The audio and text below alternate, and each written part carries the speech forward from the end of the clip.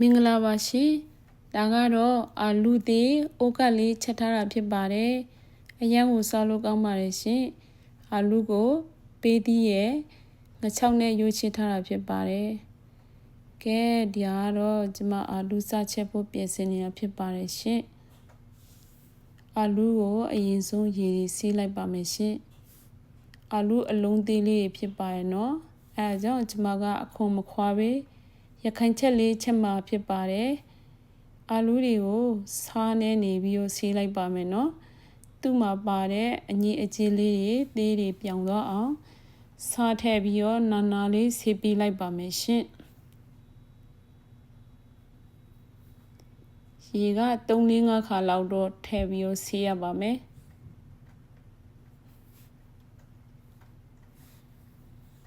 အရန်ကိုမှစားလို့ကောင်းပါတယ်နော်အာလူချက်လေးဒီအာလူကလေအလုံးသေးသေးလေးတွေ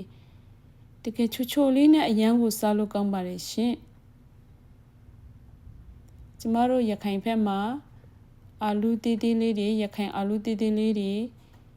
အရန်ကိုပို့ပါတယ်အရန်ကိုစားလို့ကောင်းပါတယ်ရှင်ကဲဒါကတော့ပြောင်းပြီးပြီအရန်ကိုတတ်ရှင်းသွားပြီနှစ်ချမ်းခွေးလိုက်ပါမယ်နော်သူ့ရဲ့အရသာလေးကတစ်မျိုးလေးနော်အလုံးကြီးတွေရဲ့ရတာနဲ့မတူဘဲနဲ့အရန်ကိုစားလို့ကောင်းပါရဲ့ရှင်အခုခွာစရာမလိုပါဘူးနော်စားလို့ရပါရဲ့ရှင်အရန်ကိုစားလို့ကောင်းတယ်သူ့ကိုစီချိုတတ်စင်ပြောင်းအောင်လိုက်ရင်ရပါပြီရှင်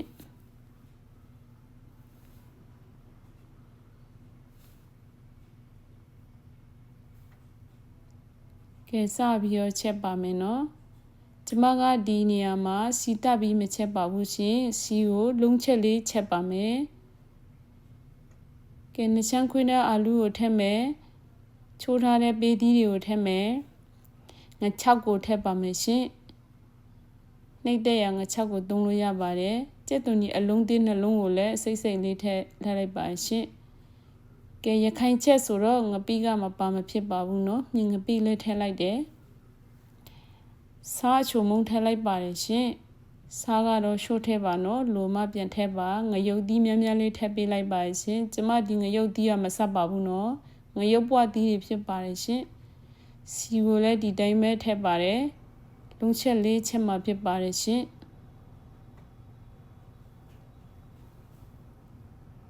ပြီးရင်တော့ရေထည့်လိုက်ပါမယ်နော်စနွေးလေးနည်းနည်းထည့်လိုက်တယ်နော်ငါ6ပါတဲ့အတွက်အနံ့မနံဖို့စနွေးတော့ထည့်ရပါတယ်ရေကိုလည်းများများလေးထည့်ပြီးတော့တစ်ခါတည်းအဖုံးအုပ်ပြီးတော့ချက်ထားပေးလိုက်ပါမယ်နော်အရန်ကိုစားလို့ကောင်းပါတယ်ရှင်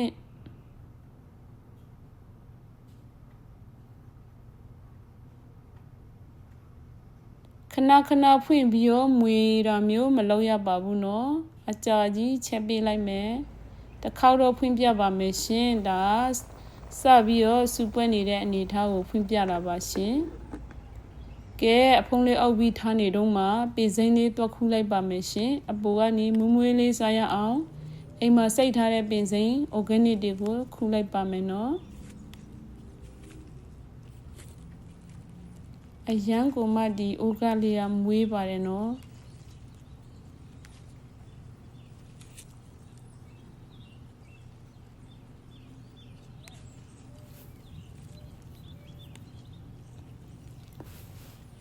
တွားကြည့်မယ်နော်ဟင်းဦးကိုတွားကြည့်ပါမယ်ကဲအရန်ကိုမွေးပြီးအနံ့ကိုအရန်မွေးပါပြီရှင်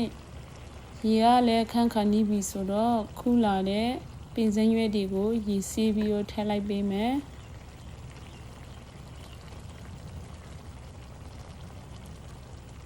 အရန်ကိုမှစားချင်စရာကောင်းပါတယ်ရှင်အနံ့လေးနဲ့ကိုပိုက်ကစားလာပါပြီ